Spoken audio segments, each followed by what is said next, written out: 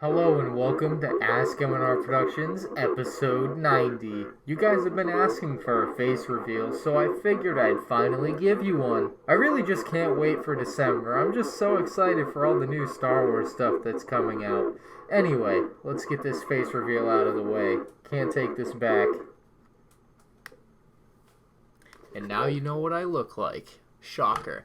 Anyway, let's get into it. We have a lot of questions this week. If you guys do enjoy, leave a like and subscribe to the channel if you're new here. Oh yeah, we do have to pick our giveaway winner, so let's do that really quickly. Filmy Bricks says, in your opinion, what is the most controversial Lego set? That either has to go to the First Order ATST, which I think is pretty obvious why it could be that one, or the Rancor Pit, mostly because Alex Jones made this whole video on why the Rancor was racist, which I found absolutely fascinating. So let's play a clip. I was racist, ladies and gentlemen, because of this, what you see here on the desk.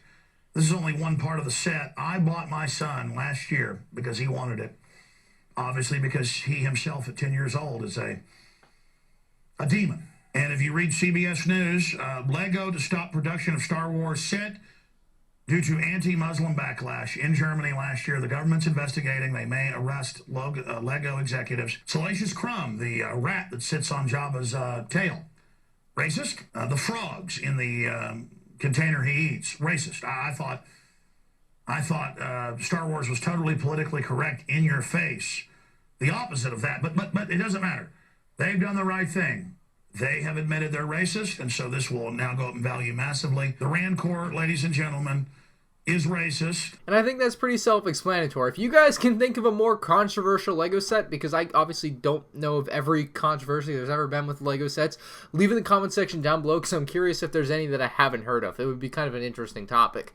Bearsy Wearsy says, what was the first Lego set you disliked as a child? So this one I had to go back through and look at all the old Lego sets of Star Wars, because that's what I mainly collected when I was young, and it really took me until about 2008 to find a Lego Star Wars set that I remember just disliking when it came out. The two sets that I kind of remember disliking are both the Twilight and the Rogue Shadow, both from 2008, one from The Force Unleashed, one from the Clone Wars. I think the Twilight I disliked because I just thought it was this big gray blob, and I was like, what the heck is that? The Rogue Shadow I remember disliking because it had characters that I wasn't particularly familiar with, even though it did have Darth Vader. It was like battle damage Darth Vader, and then the actual build itself was just this like weird mass of something that was not symmetrical, and that really killed it for me. So those are the two sets that I just remember not liking as much from being younger. Whiskey Shred says, hey dude, I'm an older Star Wars guy. The Last Jedi, the movie, really alienated me. I wasn't interested in the sets that much, and I ended up getting into other themes to fill the void. Is this what happened with you too? I noticed you started getting into a lot of other themes as well. By the way, Whiskey is the cat's name. Very cool. Anyway, not really. I wanted to get into other themes before The Last Jedi came out, I think. The Last Jedi I really liked. I loved the sets. I got all the sets, as you probably know from watching my channel, so it's not that The Last Jedi made me dislike Lego Star Wars at all. I liked The Last Jedi. I personally really liked the movie, so I don't think I'm in the same boat as you as for a reason to be getting into other themes. I think I've just kind of matured finally to be like, hey, Stranger Things Lego set, that's freaking awesome. I'm buying that. Statue of Liberty, I'm buying it. That's awesome. Like, I've finally like gotten into that mindset where there's other stuff to explore, and I'm really enjoying it. And I don't really think it matters how you get there, because obviously you took the route of like being let down by The Last Jedi. I just really like The Last Jedi still, and I still got into other themes. So it doesn't really matter how you end up there. We both kind of ended up in the same place, which I think is kind of interesting, but I can't say The Last Jedi was the reason that I'm into other themes. I just finally got into other themes. Jeff Buster Bob says, hey MNR, I will be going to the Lego store soon, and I am going to debate the Lego Ideas Treehouse or the Lego Jurassic Park Gate and T-Rex. So my question is, which one is better, and which one should I buy? So I'm not really sure. They're both really good sets. I have them both, as you probably know. It's probably the reason you're asking me. On one hand, if you really like dinosaurs, the T-Rex set is awesome, and if you like trees, if you're a tree lover, nature, environmentalist, then the Lego Ideas Treehouse is probably the set for you. That being said, I'm going to do a very scientific test to help you decide which set to pick. Heads is the Treehouse, tails is the dinosaur set. Siri, heads or tails? It's heads this time. So, you're going to be buying the Lego Ideas Treehouse, or at least that's my advice for you. I really don't think you can go wrong with either of those sets. That's why I did a coin flip, because that's what I was going to recommend to you anyway. So, Treehouse. Plus, you save 50 bucks. Captain Hip Something says, what's the difference between a snowman and a snow woman? Snowballs. Great joke. Mick says, can you do a weekly rumors video? Don't make one if there aren't any. So I kind of already do this. It's called M&R News. You should check it out, Mick. Cade's Lego Custom says, could you see Lego potentially making sets from the 2003 Clone Wars sets, the one with Dirge and Fordo? Yes, so they actually made a set from the 2003 Clone Wars show a few years back with the Anakin's custom Jedi Starfighter, and that I think is the only set from the 2003 show that they made, which is kind of unfortunate because I really liked the 2003 show. I think they ended up releasing that in like 3 or 4 minute spurts on Cartoon Network. There's just too much going on in Star Wars for me to see it being worth their time to go back all the way to this 2003 Clone Wars show, which is basically irrelevant at this point. Most people are on to the new Clone Wars or the new trilogy, maybe one offset, kind of like the Sandspeeder a couple years, but other than that, I just don't see it happening. Bert NSF89 says, as a Chick-fil-A fan, have you tried the new chicken sandwich at Popeyes? I have not. I don't actually eat chicken sandwiches. I only like the chicken nuggets, although I guess if I ate the chicken sandwich, I might like it. I just wouldn't have like anything with it, like no pickles or anything. I'd just eat the chicken and the bread. That would be all I would eat. But no, haven't tried the new Popeyes chicken sandwich. I know it's been pretty crazy at Popeyes lately, but what I've been seeing online from both Barstool Sports and Merc and Durka, they both think that Chick-fil-A is way better. So I'm going to vote Chick-fil-A even though I haven't even tried it. Richie Studio says everything gets more expensive, which is something last week I said on this series. And then he says video games have always remained the same price. Well, yes, but actually no. So you think a video game has remained. So let's take Call of Duty, right? For the last 10 years, Call of Duty has been $60 every year for the game as is. 10 years ago, though, with like Call of Duty 4, you bought the game, it was $60, right? And then they added a couple DLCs that were like $15 each. So the game, if you wanted the whole game, costs like $100. Nowadays, most games have microtransactions, season passes, more DLC, special editions. Games don't and have not remained the same price. It's not even close. With microtransactions, gaming companies are making buku bucks, while the facade is that it still costs the same. It's still just $60, right? Not quite. So I think you're a little mistaken there with that statement. I think you should have thought that one through. Just saying. Jeremy Meyer says, hey Ryan, why do you suppose we haven't seen a Mon Calamari ship or Home One when we've seen all the Empire ships? I'm assuming you mean in Lego form. That would probably be because Mon Calamari ships are, one, probably a lot less recognizable from the Star Wars universe, and two, they're probably a lot harder to design. Like, they just have so many more curves and bumps and weird things going on with them, versus a Star Destroyer is much more symmetric, just kind of flat lines and sharp edges. Like, I think that's the real reason. It's a lot harder to design something like that. Imageful Keaton, what's up, man? Says, I have recently purchased a MacBook Pro. Do you think MacBooks are overpriced for what you get? So I think you're paying for the brand to some degree, but I love my MacBook. I have a 2015 MacBook Pro. I use this to actually edit all my speed builds now. I used to do all my videos on here, and it's actually really good. Like, you get a MacBook, you can do all your video stuff on it with iMovie. Beauty is in the eye of the beholder, right? So it's up to you to decide whether it's worth the price for you ultimately, but for me personally, I think they're worth the price. High quality build, really good software, like, I love it, so I'm in for life on Apple probably.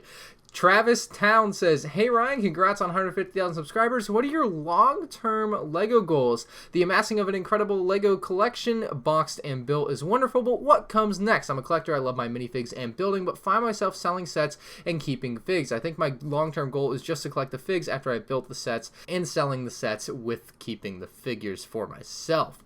Your thoughts? So I think you found an interesting way of doing it. I know a lot of people love minifigs, and I love minifigs too, but I think if I had to pick one, right, the minifig or the set, I'm more of a set person. I love my minifigs, right? I love my Clone Army, my First Order Army, right? I totally get it. But if I was like, had to pick one, I'd keep the sets. I think my long-term goal with Lego is, first off, I have a couple. I want to collect every Lego Star Wars set, which I'm actually not that far away from. I want to say I have like 80% of every Lego Star Wars set, if not more. Again, I'm missing a lot of stuff. Not even a lot of stuff, like just most of what I'm missing is from the early 2000s. So another one of my long-term goals is to like just make the best YouTube Lego content there is and that I can. Like, it's not something I think about often, but when you ask me, like, I'm just like, that's what I want to do. Like, I just want to make really good It's kind of like how Tom Brady only wants to win football games, right? The only thing I want to do is like get a lot of Lego sets and make a lot of cool Lego videos. Like, that's my goal, right? Secretly a Kami says, how bad are you at keeping secrets? Not as bad as you, communist scum. Gary says, what is your favorite part about going to LEGO conventions, and what advice would you give to others who are interested but have not yet attended one? So my favorite part for me personally is just getting to hang out with my friends that I know from the internet. Like, that's pretty insane to me. Like, 10 years ago, I wouldn't have thought I'd ever meet anyone I ever like met online, but like now it's like just completely normal. Like, I don't even bat an eye to it. If you've never been to a LEGO convention, you're looking to go, you're probably looking to just go on public days. So you want to make sure you have yourself enough time to look at all the stuff. Bring some friends with you so you have people to hang out as you walk through the convention hall and look at all the LEGO sets and just enjoy your time. That would be my quick advice for someone going to a LEGO convention the first time that's just going to look at the stuff. Throne87 says, do you think they priced the UCS Loda so low compared to other sets to appease the people complaining about the price of the UCS Star Destroyer? No, that is not true at all. That's not even close to true for a couple reasons. One, the prices on these sets were probably set about a year ago before we even knew what they were, so that just completely eliminates the possibility of them pricing one set to make people less mad about the price of another set. Like, that just doesn't happen, I guarantee it. So that didn't happen. The price of the Yoda is completely independent of the price of any other LEGO Star Wars set. I would say the price of the Yoda might have been pushed down to $100 to stay in line with the BB-8, potentially. That's the only thing I could think of that would affect the price of the Yoda, though. Retro Blast says, Ryan, would you rather LEGO makes a 501st Battle Pack, but you are not able to own it, or only you get the 501st Battle Pack? Aaron Miller says, you are the kind of person who enjoys making people suffer, aren't you? And then finally, Jedi Bob chimes in and says, I mean, I think it's pretty obvious, considering Ryan is not a bad person, that he'd still have LEGO make one for all of us to enjoy it. So basically, in this scenario, I couldn't get a battle pack, and all of you could be able to purchase it, but I just couldn't own one no matter what. Jedi Bob, I think you think too highly of me. I'm taking that battle pack. No one else is getting one. I'm having the one-of-a-kind 501st battle pack. Dude, I have to. That's an opportunity right there. You think way too highly of me, Jedi Bob. I'm taking the battle pack. The Squid Lad says, are you going to make more dioramas or mocks like your Naboo mock? So, Mocktober is coming up very, very soon. It's almost October. We got about a month until Mocktober. I'm really excited for Mocktober. I wrote a draft for the intro of the first episode already, and I had a great cameo idea that I'm not going to spoil to you guys. I already know what I'm going to build. I'm really excited for Mocktober this year. I have to go tear down my speed build setup, though, so I can build there, because I want to build a pretty cool mock. I'm looking forward to it. I think it's going to be fun. Dom says, waffles or pancakes, which is superior? This is the hardest question I have ever been asked on Ask MandRproductions. Like, waffles and pancakes are both freaking amazing. McDonald's has really good pancakes. Eggo makes really good waffles that you like put in the toaster. If I'm going to like a fancy restaurant, you get like one of those giant waffles. Those are really awesome. I would go waffles, just barely by an inch waffles. Barely waffles. Jedi Bob says, you should let us submit our own intros for Ask M&R. Yes, you can do that. Sure, man. However you want to do that, but like, no guarantees I'm going to use it. It's got to be like the best thing I've ever seen if I'm going to use it. But I mean, go for it. Jeff A12 says, are you excited for the recently announced Kenobi Disney Plus series? So, I got to tell you guys something. Every time something comes out from Star Wars, I'm excited. It's funny because everyone will be like, Ryan, are you excited about Star Wars Episode 9? Are you excited about Kenobi? Are you excited about The Mandalorian? Like, of course I'm excited, dude. I love Star Wars. It's amazing. So, I just want to say that. I just find it funny that everyone just asks me if I'm excited, and I'm like, I'm just always excited. Like, I just am. So, yes, the Kenobi series is going to be awesome, I hope, I assume. Which is actually better than a movie, too, because we'll be getting, like, 6 one-hour episodes or just something like that. So, it'll be, like, 6 hours of content versus, like, a 2-hour movie, which I think is awesome. And my idea for the Kenobi show, but might actually, I think David Hall pointed out this might work better for the Cassian Andor show, would be to flush out the Kira and Darth Maul relationship a little bit more from Solo. They kind of left that on a cliffhanger from the end of Solo, A Star Wars Story. So, I think they could actually finish up the Kira and kill off Kira at some point, either during Kenobi or during the Cassian Andor series that would be coming out as well. I would love to see that happen, though. That's my number one wish, is to find out what happens to Kira. Shroot Bricks, Dwight Schrute, says, what was the hardest part of getting your YouTube channel going and flowing? How did you overcome it? It's not something I've ever really thought back on. Like, there was never anything that was, like, super challenging, right? It's really a grind, I guess would be the best way to put it. Like, you have to be able to just kind of every day look at your YouTube channel or, like, look at your life or whatever, however you want to put it, and be like, I want to improve on this aspect. Like, I want to keep working at this YouTube thing, and like every day, like you think about it for hours and hours and hours, and you just like it's like your main thing, right?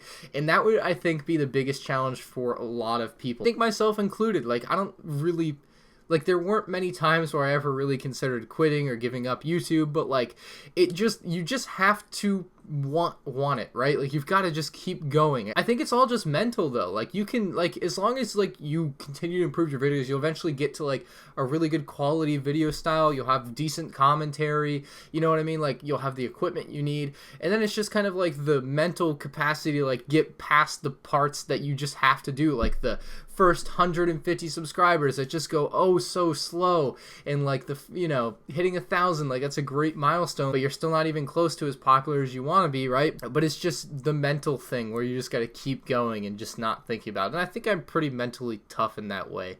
Juliana Ramirez says, are you sad about Spider-Man leaving the Marvel Cinematic Universe? And I hate to break it to you, I don't care like at all about this. It's one of those things that I'm just looking at from afar on the internet and like just like being like, this is weird. Like, I don't get it. I don't really understand what Spider-Man leaving the MCU means. Like, does this just mean, like, he was in Endgame, maybe? Was he in Endgame? I don't remember if I saw him in Endgame. But, like, he just wouldn't have been there? Like, is that a big deal? Like, I don't know.